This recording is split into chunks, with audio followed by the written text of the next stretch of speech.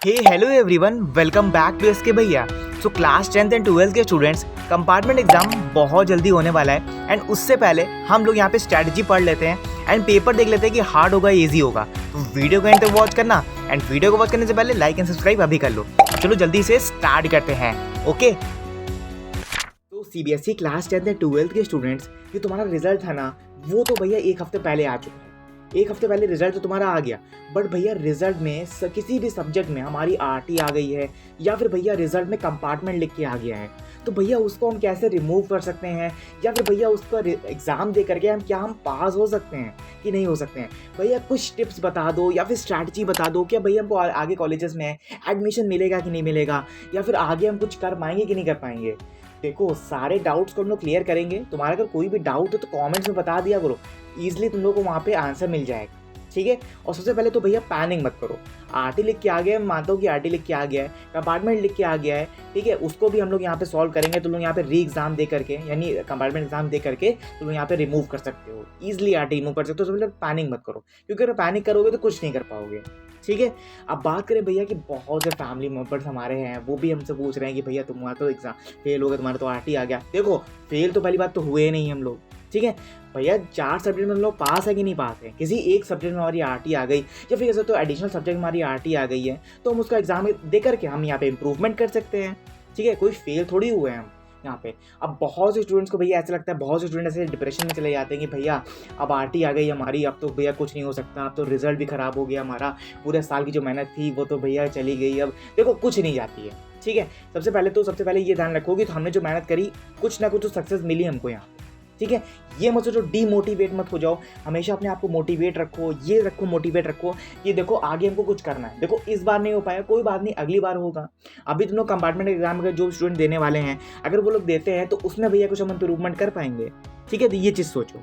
तो देखो, इस वीडियो में हम लोग बात करने वाले हैं सीबीएसई के कंपार्टमेंट एग्जाम की।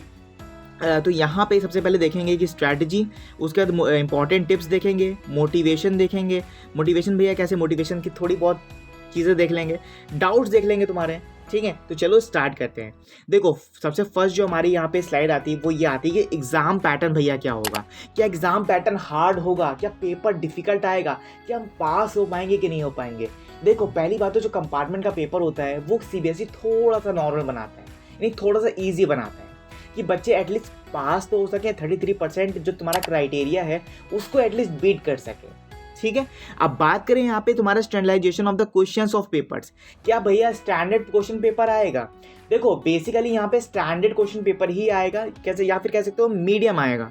जो सीबीएसई कंपार्टमेंट एग्जाम जो पेपर बनाता है वो एटलीस्ट सीबीएसई नहीं बनाता है, जो अदर कॉलेजेस होते हैं, ठीक है, वो बनाते हैं यहाँ पे पेपर। यानी तुम्हारा जो सीबीएसई जो बोर्ड मेन होता है ना, वो पेपर नहीं, उसे बोर्ड ये एलिजिबिलिटी देता है कि पेपर तुम बना दो कंपार्टमेंट का, बन के तो बोर्ड से आता है, सीबीएसई बना के देता है। लेकिन यहाँ पे कुछ क्वेश्चंस जो है वो एनसीईआरटी से उठाए जाते हैं या फिर उससे लो जो बुक्स होती है, नॉर्मल बुक्स, उससे उठाए जाते हैं। ठीक है, तो क्वेश्चन पेपर तुम्हारा ये समझ लो कि ईजिली रहेगा। ठीक है, कोई इतना हार्ड नहीं आएगा। Subject wide variation, subject wise variation कैसे करना है तुम लोगों को। देखो, अभी भी तुम लोगों के पास 2 महीने का टाइम है, 2 मंथ्स का टाइम है। ईजिली अगर अभी से पढ़ना स्टार्ट भी कर दोगे ना, तो ईजिली तुम लोग यहाँ पे खत्म कर सकते हो। तुम्हारा यहाँ पे जो भी सब्जेक्ट में तुम्हारा आरटी आया है या फिर कैसे 2 सब्जेक्ट में कंपार्टमेंट अगर आया है, तो तुम यहाँ पे एग्जाम दे करके ईजिली तुम लोग यहाँ पे जो सक्सेस है वो ले सकते हो। ठीक है, अब भैया यहाँ पे कैसे क्या करना है। देखो, सबसे पहले तो जैसे मान लो तुम्हारा केमिस्ट्री में आया है, ठीक है, एटलीस्ट एक एज्यूम कर लो कि तुम्हारा यहाँ पे जो कंपार्टमेंट है वो तुम्हारी केमिस्ट्री में आई है। केमिस्ट्री में टोटल तुम्हारे जो सब्जेक्ट हैं वो 10 सब्जेक्ट हैं। समझ में आ गया, क्लास 12th में 10 सब्जेक्ट हैं। अभी क्लास 10th की नहीं बात कर रहा हूँ, क्लास 12th की बात कर रहा हूँ कि क्लास 12th में हमारे 10 सब्जेक्ट हैं, और क्लास 10th में तो तुम्हारे 5 सब्जेक्ट हैं। सॉरी, 5 सब्जेक्ट नहीं, 5 चैप्टर्स हैं। सॉरी गाइस, क्लास 12th में तुम्हारे 10 चैप्टर्स हैं एंड क्लास 10th में तुम्हारे 5 चैप्टर्स हैं। तो तुम ईजिली अगर तुम एक चैप्टर को अगर तुम यहाँ पे 3-3 दिन में पढ़ोगे, क्लास 10th वाले स्टूडेंट्स, तो ईजिली तुम लोग यहाँ पे 20-25 दिन यानी 1 महीने में खत्म कर सकते हो। ठीक है, बाकी तुम लोगों को टाइम मिलेगा प्रीवियस ईयर क्वेश्चंस लगाने का। ठीक है, फिर बात करें क्लास 12 के स्टूडेंट्स, तो क्लास 12 के स्टूडेंट्स तुम लोग यहाँ पे 1 शॉट देख सकते हो। 1 शॉट लेक्चर्स मेरे वीडियो से वॉच कर सकते हो, या फिर कोई अदर लिंक्स या फिर अदर कोई बैच अगर तुम लोग यहाँ पे पढ़ रहे हो तो वहाँ से तुम लोग यहाँ पे वॉच कर सकते हो। मैं ये नहीं कह रहा हूँ कि तुम मेरे से ही करो, अगर तुमको अच्छा लगता है मेरे से पढ़ना, अगर अच्छे से तुम्हारा वीडियो समझ में आती है तो ईजिली वॉच कर लो। ठीक है, तो इजीली तुम यहाँ पे वॉच कर सकते हो। वन शॉट मैंने भी प्रोवाइड करे हैं।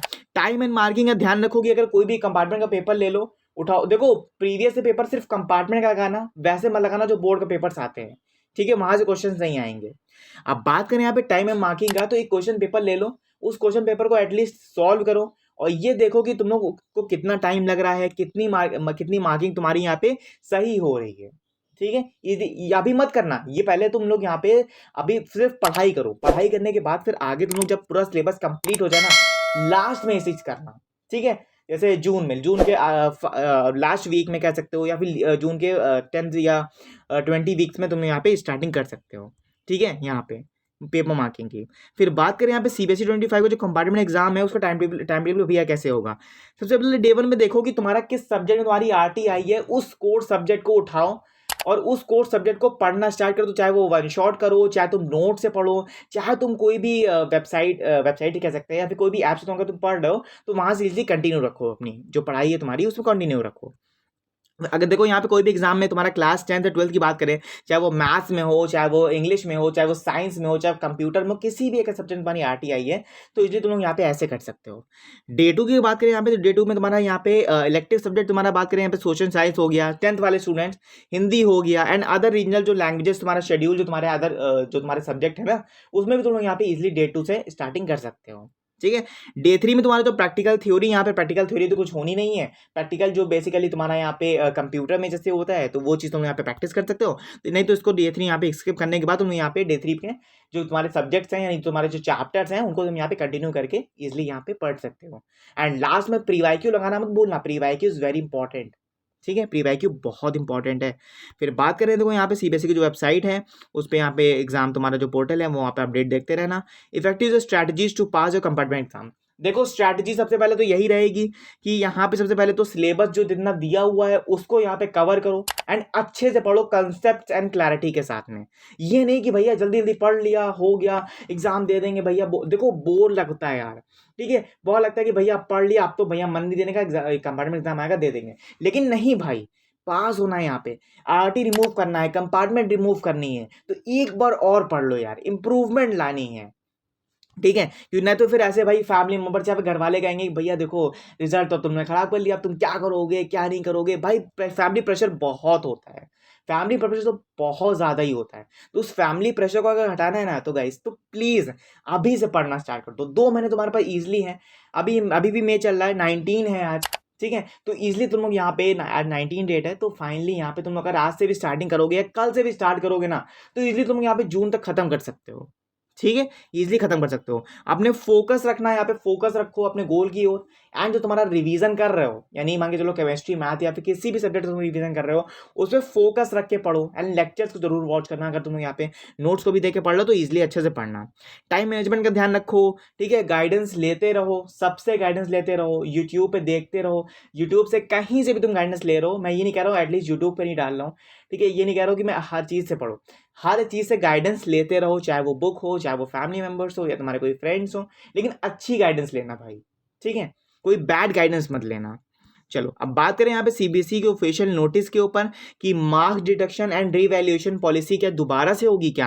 देखो सीबीएसई ने एक ऑफिशियल नोटिस निकाली है कि तुम्हारा जो रीवैल्यूएशन है या फिर एक पॉलिसी है, उस नंबर मार्किंग चेकिंग की, या फिर कह सकते हो तुमको अगर कोई भी सब्जेक्ट में डाउट लगता है, क्लास 10th और 12th के स्टूडेंट दोनों के लिए है ये। अगर तुमको लगता है कि मेरे सब्जेक्ट किसी में कम हो गए हैं या फिर रीचेकिंग होनी चाहिए मेरे किसी भी सब्जेक्ट की, तो तुम यहाँ पे इजिली फॉर्म भर के यहाँ पे करा सकते हो, वो पूरा फ्री है। यहाँ पे समझ में आ गया रिवैल्यूएशन के रूल्स क्या क्या होंगे। ठीक है, तो यहाँ पे सबसे पहले तो जो कंपार्टमेंट एग्जाम तुम लोग जो दोगे, कंपार्टमेंट एग्जाम में भी वो सेम चीज़ होगी, वहाँ पे भी टोटल जितने भी एरर्स हैं उनको यहाँ पे रिमूव किया जाएगा। एंड यहाँ पे तुम्हारे जो वेरीफाइड नंबर्स हैं उनको भी एक बार रीचेक किया जाएगा। उसके बाद तुम्हारा रिजल्ट जो नया बन के आएगा, नया रिजल्ट तुम्हारी जो कॉपी होगी वो तुमको प्रेजेंट करी जाएगी। समझ में आ गया। तो यहाँ पे ये रिडक्शन एंड रीवैल्यूएशन का मतलब यही है कि यहाँ पर रीचेकिंग तुम लोग यहाँ पे इजिली कर सकते हो, करवा सकते हो सीबीएसई की तरफ से। ठीक है, फिर बात करें यहाँ पे हम clearing compartment exam for college admission prospects. क्या हम कंपार्टमेंट एग्जाम को क्लियर करने के बाद कॉलेज में एडमिशन ले सकते हैं? बिल्कुल ले सकते हो गाइस, बिल्कुल भी ले सकते हो। ठीक है, बिल्कुल अभी भी ले सकते हो। कंपार्टमेंट एग्जाम पहले तैयारी करो, अभी अभी मत करना गाइस, अभी कॉलेजेस ध्यान मत देना, इजीली एडमिशन हो जाएगा। अभी सबसे पहले ध्यान रखो कि इंप्रूवमेंट कैसे कर सकते हो तुम रिजल्ट में, क्योंकि सबसे पहले वो मेन है। ठीक है। इंपॉर्टेंस फॉर पासिंग इंपॉर्टेंट यही कि तुमको कैसे पास होना है। ठीक है। कॉलेजेस में एडमिशन लेने का प्रोसेस अभी मत देखना, अब देखते रहो लेकिन चेक करते रहो, बट अभी यहाँ पे पूरा फोकस रखना कंपार्टमेंट के ऊपर। ठीक है। अपने टाइमली रिजल्ट डिक्लेरेशन, टाइमली जो तुम्हारा रिजल्ट है वो डिक्लेयर होता है, उसके बाद फटाफट से फॉर्म भरना एंड यहाँ पे तुम लोग एंट्रेंस एग्जाम देकर के एडमिशन ले सकते हो, जो भी तुम लोग को यहाँ पे कोर्स करना है।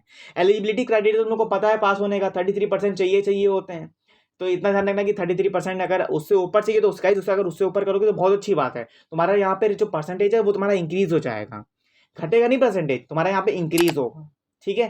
तो यही हार्डवर्क करते रहो अच्छे से, बस यही रखो कि हमको यहाँ पे आगे सक्सेस चाहिए। ठीक है। अगर सक्सेस रखोगे आगे तो वहीं पे तुम लोग को यहाँ पे अच्छे से अच्छा तुम लोग को यहाँ पे फोकस जो है, अच्छे से अच्छा फोकस जो गोल है तो तुम यहाँ पे अचीव कर सकते हो। फिर बात करें यहाँ पे देखो आगे की common facts as about CBSE compartment exam 25 compartment तुम्हारा यहाँ पे ईजियर होगा। ठीक है। मार्क्स जो है वो तुम लोग यहाँ पे प्रीवियस ईयर देखते ही हो, प्रीवियस ईयर में जो बच्चे फेल हुए थे उनके लिए भी कंपार्टमेंट एग्जाम दिया था, उसमें बच्चे पास हो गए थे, तो यहाँ पे तुम इजिली पास हो सकते हो। लेकिन एग्जाम में अच्छे से पढ़ना, अच्छे से क्वेश्चन देके प्रिपेयर करना। ठीक है। हाउ कैसे हम यहाँ पे रिजल्ट को इंतजार कर सकते हैं और कैसे अप्लाई कर सकते हैं यहाँ पे कॉलेजेस। तो भैया कॉलेजेस की बात करें तो अगर कॉलेजेस एग्जाम में नेक्स्ट वीडियो में करूंगा तुम लोगों से, इसमें वीडियो में डाल दी मैंने स्लाइड ये वाली, बट यहाँ पे कॉलेजेस की बात तुम लोगों से नेक्स्ट वीडियो में करूंगा। अगर कोई भी डाउट है ना तुम लोगों को तो मुझे कॉमेंट कर देना। ठीक है गाइस, कॉमेंट कर देना, मैं सारे क्वेश्चंस का तुम लोगों को वहाँ पे आंसर दे दूंगा। ठीक है। कॉमेंट्स बॉक्स 24 आवर्स ओपन रहता है, तो इसलिए यहाँ पे तुम लोग यहाँ पे कॉमेंट कर सकते हो। फिर बात करें यहाँ पे कंपार्टमेंट एग्जाम कब होगा भैया, 15 जुलाई को तुम्हारा जो कंपार्टमेंट एग्जाम है वो यहाँ पे होगा। वन शॉट लेक्चर देखते रहना, 15% वहां से कवर कर सकते हो, रिवीजन 40% हो सकता है, प्री वाई क्यू 40% हो सकता है तुम्हारा यहाँ पे। ठीक है। तो यहाँ पे तुम लोग इजिली 95 जो परसेंट है वो तुम लोग यहाँ पे इजिली ला सकते हो, ऐसे कर सकते। लर्निंग भी अपनी कंटिन्यू रखना एंड यहाँ पे कंसंट्रेशन रखना स्किल्स के ऊपर, जो तुम लोग स्किल्स यहाँ पे पढ़ रहे हो अच्छे से। ठीक है। और कोई यहाँ पे हार्ड नहीं है कोई भी चीज़, यहाँ ना कोई भी चीज़ ईजी है ये समझना कि भैया ईजी हो जाएगा, ईजी भी नहीं है और हार्ड भी नहीं है कंपार्टमेंट एग्जाम। ठीक है। इसलिए कह रहा हूँ कि अच्छे से पढ़ना स्टार्ट कर दो, अभी भी टाइम है। इंपॉर्टेंट टिप्स, बी पॉजिटिव रहो, be grateful and meditation and yoga, and यहाँ पे निगेटिविटी को अपने हटा दो and meditation and yoga morning में करते रहो इजिली। वहाँ पे तुम्हारा जो माइंड है वो स्ट्रेस यहाँ पे स्ट्रेसफुल से भरा नहीं रहेगा, यहाँ पे क्लियर हो जाएगा। अगर अभी भी कोई डाउट है तो कमेंट्स में बता देना। चलो मिलते हैं नेक्स्ट वीडियो नेक्स्ट पार्ट में। Thank you for watching, good bye. अगर वीडियो अच्छी लगी तो वीडियो को लाइक कर देना एंड चैनल को भी सब्सक्राइब कर लो गाइज। चलो बाय बाय।